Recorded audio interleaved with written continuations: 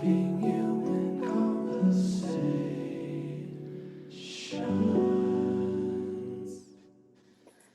Hello, welcome back to Human Conversations. This is Chelsea, and I'm with my co-host, Melanie Gonzalez.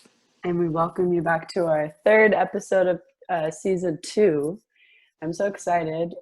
Today we're actually going to talk about something just sort of like a more broad topic. We have now entered into fall/autumn season in California here, and we were just between the two of us, we were just talking about all of this time of the season at the end of the year, and then on top of all of that, just how it regularly comes every year.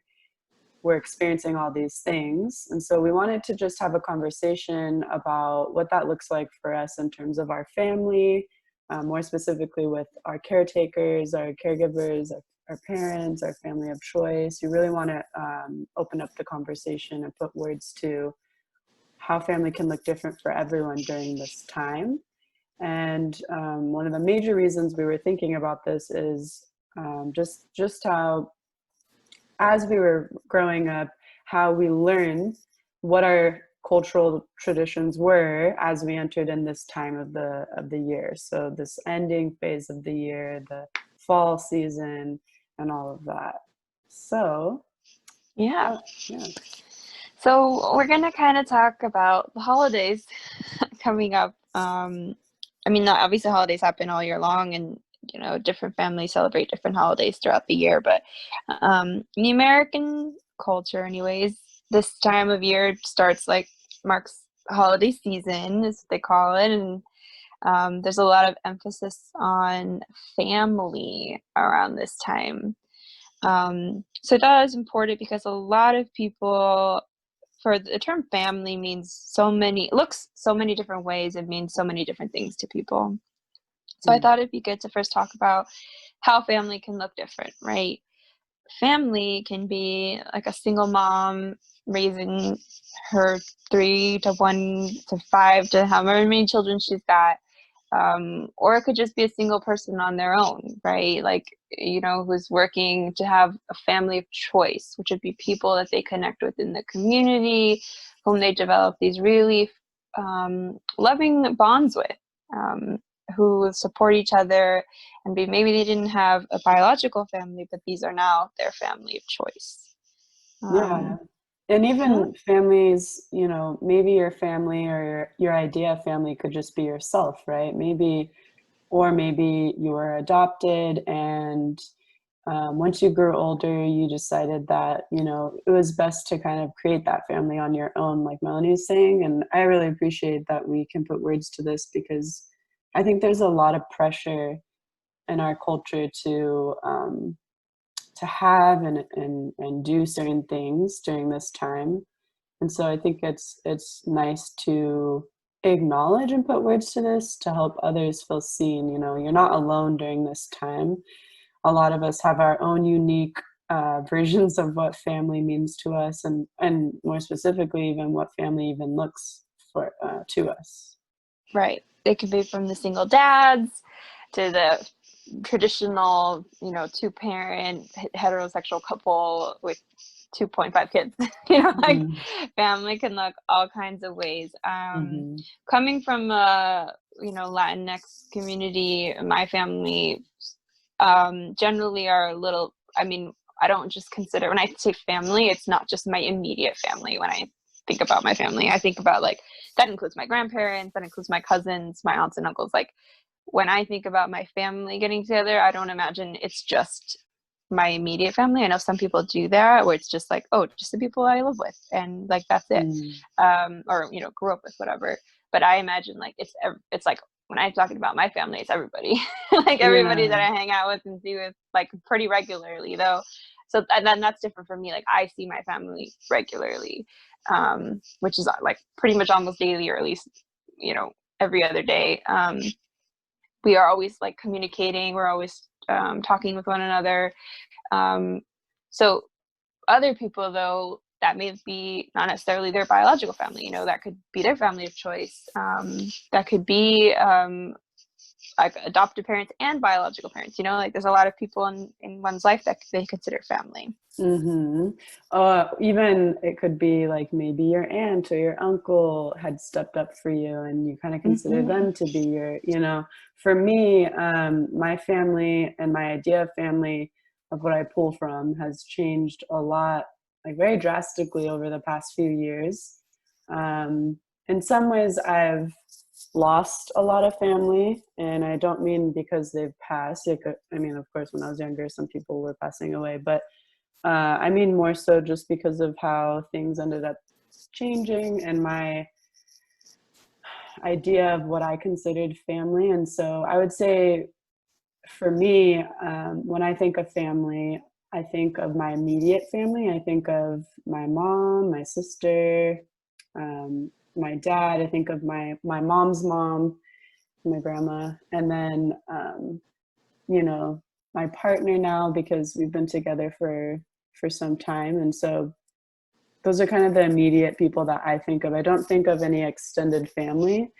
I think that's where, when you grow older, that's what I mean by when I say things have changed. You know, I used to consider myself to have family that lived in Utah, and we've even, our relationship looks different now. You know, some relationships have stopped and some relationships just aren't really very active in my life. So I think during this time of the year, it's so important that we can create space just to normalize that, because it can feel really isolating. It can feel sad. It can feel like you're kind of the outsider. There's so many things that can come up. Yeah. There's so much emphasis on connecting with family and like assumption that everybody has loving family relationships and it's like going to be a wonderful time of year, right? But the reality is, I mean, not everybody has that. You know, If anything, it's dun, dun, dun. most people can barely tolerate their families. So. Yeah, this is like more of the emphasis of the year, this time of year, where people really, that stuff comes out, you know?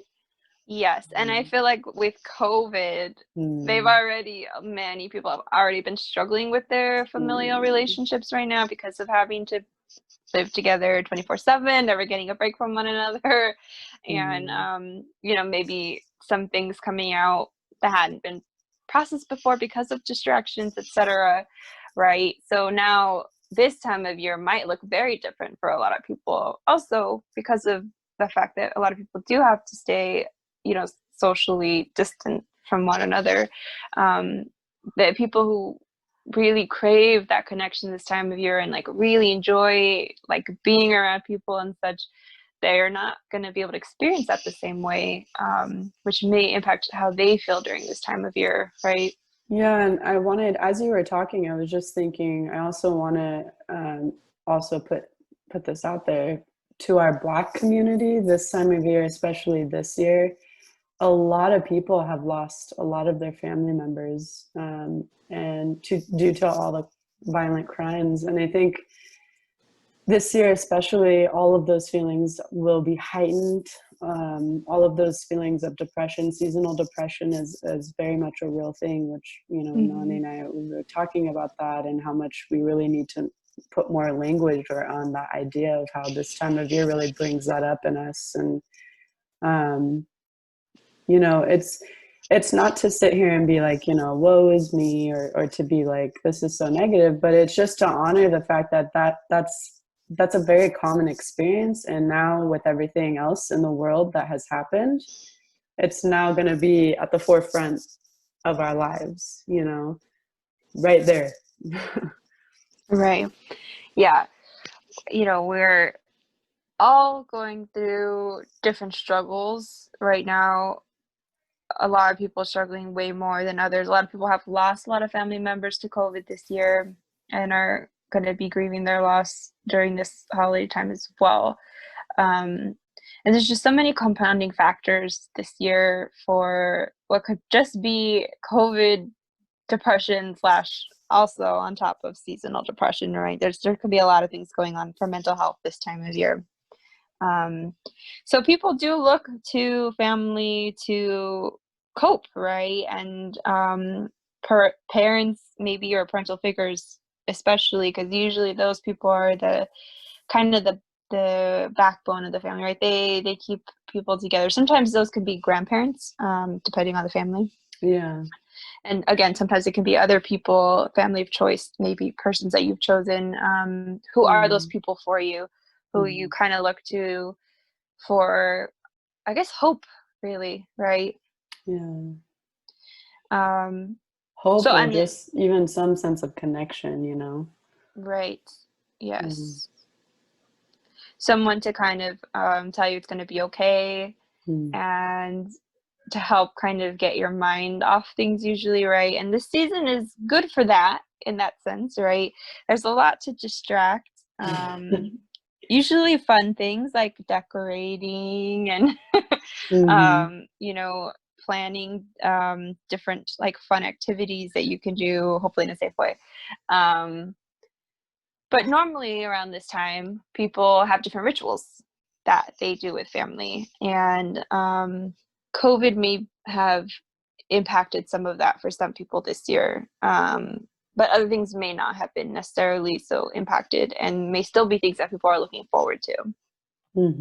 Or maybe you're not looking forward to it, especially because of everything going on. You know, like there's some True. family members that want to keep that sense of normalcy or that sense of consistency, whatever normalcy means. I mean, to me, it's more of just like those narratives that we're kind of giving, because it really does look different for everyone. There's no box, you know. But sometimes that can even bring up those feelings underneath that we're already experiencing, or and it can bring them up more because you're not in line with that, you know, ritual that you want to do. So it's important that, you know, by conversations and talking, and maybe just even listening to this episode, I hope that you're able to feel some sense of commonalities, and just the fact that like everyone has their own story and everyone has their own shoes to walk in. And we also were talking about how this is around the time where if you have experienced any sort of trauma or difficult lived experience in the past, and it's happened around this time, our bodies can even experience that, and we might not understand how we can connect meaning to that. Our bodies we're just feeling some type of way and we're not really sure why, and that can be because of past things that have happened to us. Yes. I was gonna say, like, smells are very strong. Like, they can trigger a lot of things from, you know, previous times, or maybe previous holiday times, maybe where you did not have good memories. But our sense of smell is quite a strong trigger sometimes for things. Yeah. So, with that being said, we hope that this episode can really find you some sort of comfort in just putting words or reflecting on what this time of year is going to look like for you and what it already looks like for you, and just truly honoring that for yourself, and all the emotions that will come with that. Sometimes we're in a space where we do need to kind of check out and maybe throw ourselves into the fluffiness of these holidays or the fluffiness of the rituals, you know. Maybe that's what's just better for us right now. Maybe we just want to be alone, you know, really creating space for that, and honoring yourself in whatever way that you are showing up.